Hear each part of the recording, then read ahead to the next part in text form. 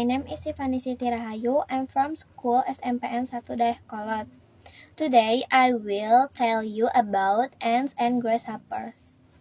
In a field one summer's day, a grasshopper was hopping about chirping and singing to its heart's content.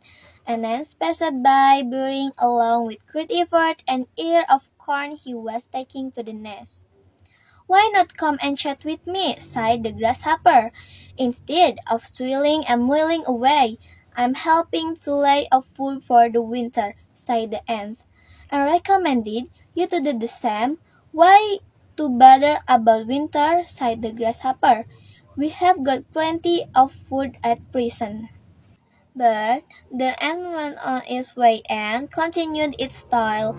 When the winter came, Grasshopper found itself dying of hunger, while it saw the ants distributing every day corn and grain from the grasshopper now.